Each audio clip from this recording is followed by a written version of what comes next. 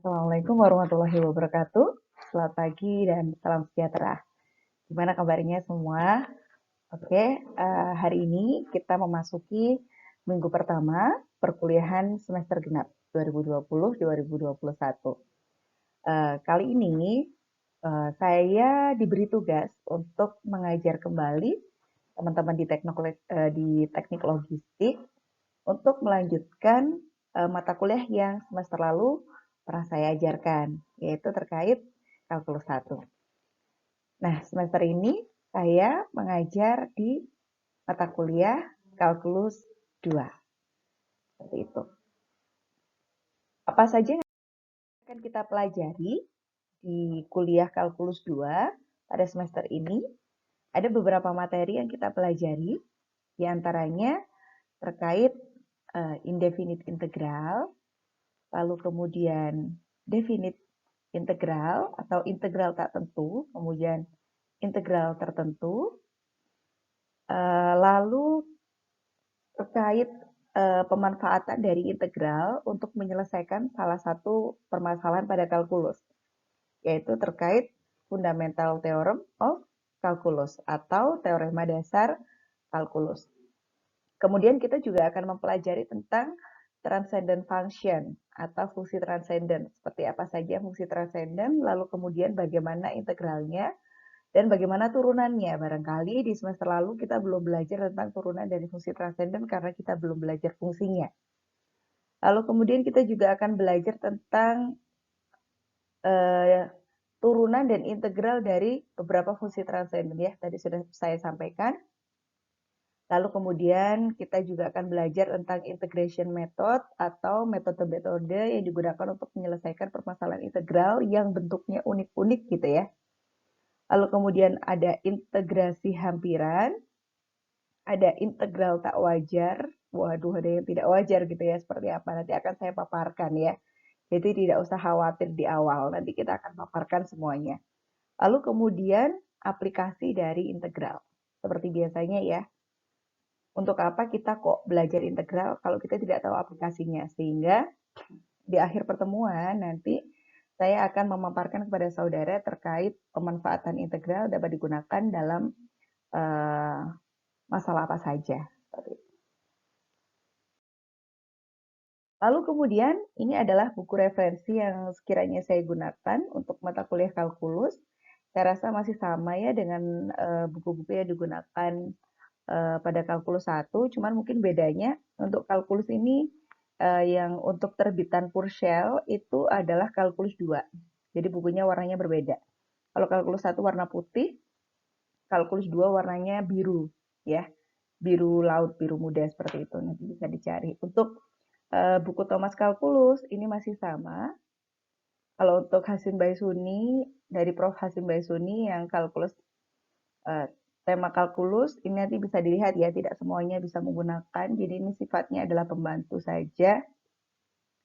Terus ada juga kalau ingin belajar tentang aplikasi kalkulus, bisa dilihat ini di perpus ada, terus di versi e-booknya juga ada, Calculus and Applied Approach. Editionnya terserah ya, bisa lebih tinggi, tapi minimal adalah 9 edition. Terus kemudian teman-teman juga bisa menggunakan seri buku ajar kalkulus 2 ITS dari terbitan FIPA ITS, kalau tidak salah warnanya orange ya. Barangkali ada saudara atau kerabat atau kakak yang kuliah di ITS bisa pinjam buku ini ya. Oke, dan ini adalah aturan perkuliahan saya selama 1 semester ke depan. Untuk penilaiannya saya buat yang paling seimbang gitu ya, semuanya 25%, dan saya rasa kemarin diterapkan di kalkulus 1 hasilnya bagus-bagus ya, kecuali yang benar-benar parah di nilai UTS UAS, mungkin hasilnya tidak baik, seperti itu.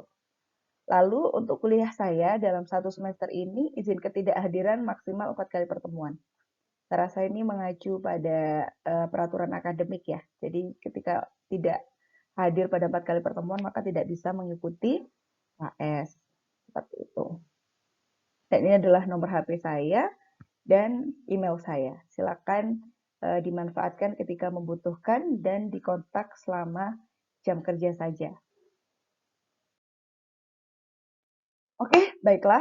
Untuk mempersingkat waktu, mungkin kita akan lebih banyak diskusi di sesi tanya jawab ya. Pada presentasi ini mungkin saya akan menjelaskan yang to the point saja. Kita akan langsung memasuki pada materi integral. Jadi apakah definisi dari integral gitu ya? Definisi dari integral adalah yang dimaksud dengan mengintegralkan itu mengintegralkan suatu fungsi f(x) artinya adalah menentukan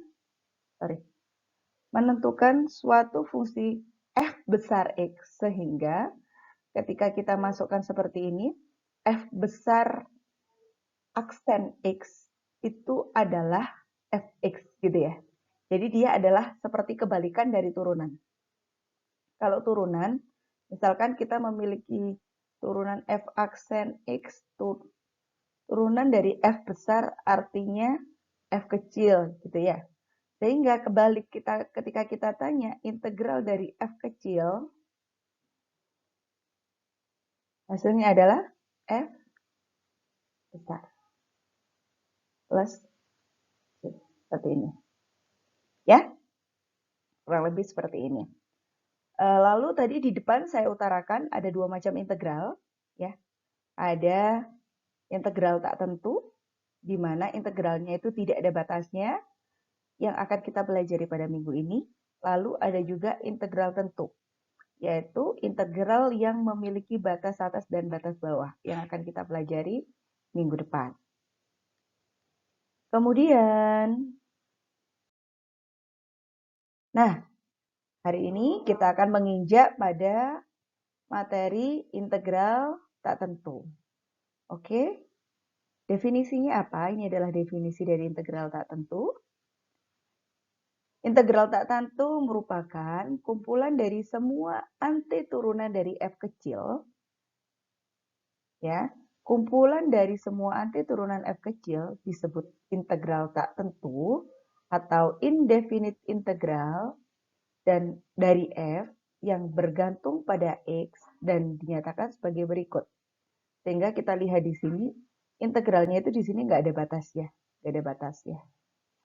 Ya, bisa dari pola ini atau dari bentuk ini kita bisa mendefinisikan bahwa bentuk yang seperti cacing dia adalah merupakan simbol integral.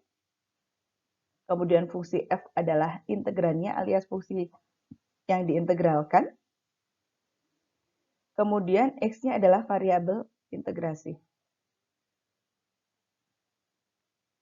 Variabel integrasi. Ya, atau dia itu diintegralkan terhadap fungsi apa, seperti itu. Lalu kemudian bila diberikan suatu fungsi fx dan suatu fungsi lain misalkan y sama dengan f besar x, sedemikian sehingga misalkan dalam domain x-nya tadi antara nilai a dan nilai b, maka berlaku seperti berikut. Turunan dari y besar ini, f besar ini, turunan dari f besar ini terhadap x, ya, hasilnya adalah f kecil, fungsi yang awal. Seperti yang saya utarakan di awal tadi, bahwa seperti apa tadi? F aksen x sama dengan fx. Ya, misalkan nih, nilai turunan dari f besar x adalah f kecil x. Sehingga integral dari f kecil x sama dengan, kalau integral ada di x-nya ya, sama dengan f besar x plus c. Ini.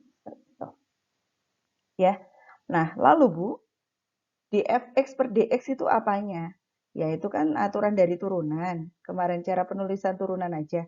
Di semester lalu kan sudah saya sampaikan ya, bahwa penulisan turunan itu bisa seperti ini, menggunakan aksen. Bisa juga seperti ini, dfx per dx, seperti itu. Ya, dan maka fx dinamakan hasil integral dari f kecil x terhadap x. Oke? Seperti itu. Nah, di sini juga saya utarakan persamaan dari penamaannya gitu ya. Misalkan nih, tadi kan disebutkan oleh Bu Puji integral tak tentu. Tadi juga disebutkan oleh Bu Puji anti turunan. Nah, apakah definisinya itu adalah sama? Sama. Jadi integral tak tentu itu sama halnya dengan anti turunan. Atau dikatakan kebalikan dari diferensial. Kalau di SMA kita belajarnya seperti tangga gini ya. Kalau turunan itu adalah naik, kalau integral itu adalah turun, gitu ya. Sorry, kebalik. Kalau turunan itu adalah turun, kalau integral adalah naik. Namanya turunan kok naik ya. Turun, turunan adalah turun, kalau integral adalah naik. Makanya ketika suatu fungsi diintegralkan, itu pangkatnya akan lebih besar. Seperti itu. Nanti akan saya paparkan cara mengerjakannya ya. Nah, seperti ini bentuk umumnya. Saya rasa tadi sudah saya paparkan. Bila Y sama dengan Fx plus C, ini, di mana C adalah sebuah konstanta sembarang, dan dfx per dx sama dengan fx, maka berlaku seperti ini. Ya. Alias, integral dari fungsi fx dx sama dengan integral dari fungsi f besar x plus c. Hasilnya adalah f besar x plus c. Artinya apa? Ketika kita menyelesaikan suatu permasalahan integral, di sana untuk integral tak tentu, maka hasil integralnya itu selalu ditambah dengan konstanta. Ya, ingat ya. Selama integralnya itu adalah integral tak tentu, maka di akhir itu ditambahkan dengan konstanta. Seperti apa, Bu? Misalkan seperti ini, Y. Ya, misalkan fungsinya adalah Y sama dengan X pangkat 3 plus C gitu ya. Maka dy per dx atau sama dengan df per dx sama dengan ini. Jadi ini soalnya terus kita coba turunkan karena kita sudah belajar yang turunan ya. 3x kuadrat. Nah, sekarang kita coba nih. Misalkan kita punya soal 3x kuadrat. Kita akan mengintegralkan nih. 3x kuadrat kita integralkan. Berarti gimana? 3-nya tetap per ini ya, 2 plus 1 ya. 3x pangkat 3. Sehingga ini adalah 1. Hasilnya adalah x plus 3. Jangan lupa ditambah konstanta. Oke, jika ada pertanyaan, nanti bisa ditanyakan di sesi tanya jawab. Ya. Nah, ini adalah beberapa contoh soal untuk penyelesaian integral. Ya. Misalkan soal yang pertama ini paling gampang sedunia ya. Jadi gimana sih rumusnya integral ya? Integral apa? A X pangkat N gitu ya. Dx gitu ya. Sama dengan A per N plus 1 X pangkat N plus 1 plus C. C-nya ini di bawahnya ya. Ya, C-nya di bawahnya. Jadi A per N plus 1 X pangkat N plus 1 hasilnya ditambahkan oleh C atau konstanta. Sekarang kita coba selesaikan contoh soal 1 per 1. Misalkan 5X turunannya berarti 5 dibagi, ini kan pangkatnya 1, 1 tambah 1, 2, X pangkat 1 tambah 1 ya. Plus C. Sama dengan 5 per 2, X pangkat 2 plus C. Ini adalah solusinya. Oke? Selanjutnya nanti kita bisa bahas lagi di sesi tanya jawab. Oke, nah ini saya beri rangkuman tabel bentuk anti turunan. Ya, kalau fungsinya X pangkat N berarti nanti 1 per N plus 1, Xn plus 1 plus C, gitu ya, sama ya. Ini kalau konstantanya 1. Kalau konstantanya lebih dari 1 berarti saya asumsikan tadi seperti A tadi ya. Terus kemudian turunan dari sin ini seperti apa? Sin Kx min 1 per K, cos Kx ditambahkan dengan C. Terus turunan dari cos Kx apa? 1 per K sin Kx plus C, dan seterusnya. Saudara bisa menggunakan tabel bentuk anti turunan ini sebagai acuan penyelesaian turunan fungsi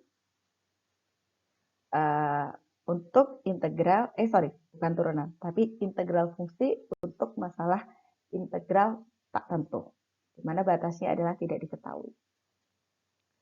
Lalu kemudian, nah ini adalah aturan juga kelinearan dari aturan anti turunan. Jadi seperti halnya permasalahan dari turunan atau limit fungsi gitu ya. Terkadang kita dihadapkan pada masalah turunan di mana turunan tersebut itu adalah jumlahan dari fungsi lainnya gitu atau ditambahkan dengan konstanta seperti itu. Permasalahannya seperti apa? Nah, seperti ini. Misalkan pada aturan perkalian konstanta. Seperti yang tadi saya sampaikan ya. Misalkan fx-nya itu adalah x pangkat 3. K-nya itu adalah 2. Waduh, gimana ini turunan dari 2x pangkat 3? Berarti K-nya ini sebagai pengalih 2 dikalikan turunan dari pangkat 3. Turunan dari x pangkat 3 berapa? 1/4 kali x pangkat 4 plus c. Berarti turunannya sama dengan 2/4, bisa kita sederhanakan 1/2 x pangkat 4 plus c. Seperti itu. Ya. Kemudian aturan yang kedua, bagaimana kalau negatif? Ini malah gampang sekali ya, tinggal ditambahkan negatif di depannya. Terus bagaimana jika kita ketemu penjumlahan fungsi? Ya, kalau kita ketemu penjumlahan fungsi, maka ya tinggal diintegralkan aja satu persatu. Fungsi yang pertama diintegralkan, fungsi yang kedua diintegralkan, kemudian dijumlahkan atau dikurangkan. Namun jangan lupa, jika dia adalah integral tak tentu, Anda harus menambahkan plus konstanta. Seperti itu. Ya, ini juga aturan sifat kelinearannya juga seperti ini ya. Ketika kita diminta mengintegralkan suatu fungsi, ada konstantanya, yang ditambahkan kita bisa menjabarkan sebagai berikut. Ya, konstantanya diletakkan luar, integral dari suatu fungsi ditambah konstantanya tarik luar, integral dari suatu fungsi. Seperti itu. Oke, baiklah. Saya akan memaparkan, selanjutnya saya akan memaparkan tentang salah satu metode penyelesaian integral, yaitu metode substitusi. Ya, apa bunyi dari teorema tentang aturan substitusi? Ini adalah bunyinya kira-kira seperti ini. Jika U sama dengan Gx ya, suatu fungsi lain yang dimisalkan dengan U adalah fungsi diferensiabel, dia adalah fungsi yang dapat diturunkan pada interval I, ya, I itu adalah salah satu interval yang sekiranya dipilih, dan F kontinu di I, maka akan berlaku integral dari F komposisi Gx gitu ya, dikalikan G aksen Gx sama dengan integral dari Fu. Ini maksudnya seperti apa Bu Puji gitu ya. Jadi misalnya kita dihadapkan pada masalah integral X pangkat 3 dx. Kita kan akan dengan sangat mudah ya menyelesaikan ini. Hasilnya adalah 1/3+1 gitu ya. X pangkat 3 plus 1 plus C. Yaitu adalah 1/4 X pangkat 4 plus C. Seperti itu. Nah, bagaimana kalau kita dihadapkan pada soal yang lebih menarik? Misalkan, integral dari ini adalah bukan X. Misalkan, X pangkat 5 plus 1/X gitu ya. Pangkat 3 dx. Nah, ini biasanya sudah puyeng duluan. Waduh, kalau kuadrat, mungkin akan lebih mudah dikuadratkan. Tapi kalau pangkatnya di atas 3, gitu ya, 3, 4, 5, dan seterusnya, kita pasti akan kesusahan ya menyelesaikan ini. Sehingga, mana yang bikin sulit dari permasalahan ini? Misalkan yang bikin sulit adalah X pangkat 5 plus 1. Sehingga kita misalkan dia, U adalah X pangkat 5 plus 1 X. Seperti itu. Lalu kita cari turunan dari U terhadap X, lalu kita masukkan ke dalam fungsi berikut. Ya, jadi kalau ini sudah kita misalkan, U adalah X pangkat 5 plus 1/X, sehingga fungsi ini kan artinya kan sama kayak integral U pangkat 3 dx. Ya, misalkan ini namanya Y. Sehingga gimana? Ini kita turunkan, dikalikan dengan turunan dari ini. Ya, langkahnya seperti itu. Substitusikan U. Lalu kemudian cari turunannya. Terus U harus Bagaimana cara mengintegralkan U tadi, terus gantikan U dengan setelah hasilnya tadi diintegralkan, kemudian yang U tadi dikembalikan pada permisalan awal. Langsung aja ke contoh soal syarat. Contohnya ya, hitung integral dari sin 2x. Mana yang bikin susah pada soal ini? 2x plus 1. Sehingga kita misalkan 2x plus 1 sebagai U. Jadi U ini adalah solusi segala macam kesusahan gitu ya. U sama dengan 2x plus 1. Lalu kita cari turunan dari U terhadap X. Turunan dari 2U terhadap X adalah 2 saja. Nah, tadi kita sampaikan kalau U sudah kita misalkan sebagai 2X plus 1, maka ini menjadi apa? Sin dari U. Ya, ini sama dengan sin dari U. Lalu kemudian kita cari integralnya. Integral dari sin U adalah apa? Integral dari sin U adalah cos U. Ya, misalkan langsung kita selesaikan. Integral dari cos U, integral dari sin U adalah cos U. Terus kemudian dikalikan dari du per dx. Du per dx adalah 2. Sama dengan 2 kali cos U plus C. Kita kembalikan. U-nya apa? U-nya adalah 2x plus 1 gitu ya. Berarti 2 cos 2x plus 1 plus C. Seperti itu. Ya? Oke. Terus kemudian, contoh soal yang kedua. Saya akan bahas salah satu aja. Yang mudah dulu ya. Yang misalkan ini. Cos 7x plus 3. Yang bikin susah apa 7x plus 3? U sama dengan 7x plus 3. Kemudian U aksen atau du per dx adalah 7. Kalau U sudah kita misalkan sebagai 7x plus 3, sehingga bentuk ini sudah menjadi apa? Y-nya adalah cos. Oke ya. Lalu untuk menyelesaikan integralnya, ya, untuk menyelesaikan integralnya berarti sama dengan gimana tadi? Turunan dari cos U adalah min sin U dikalikan du per dx atau U aksen adalah 7. Jadi hasilnya adalah min 7 sin U-nya adalah 7x plus 3 ditambah C. Gitu ya. Kelewatan. Nanti silakan kalian coba sendiri. Seperti itu ya. Atau kita bisa menggunakan metode yang seperti ini, boleh nggak Bu? Sama aja sih. Ya. Ini kan sebenarnya ya metode yang sama dengan saya jabarkan. Ya. Oke. Di sini dengan mematuhi kaidah-kaidah yang ada. Sehingga ada konstanta. Konstantanya kita letakkan di luar dari integral. Kemudian kita selesaikan terlebih dahulu yang di dalam integral.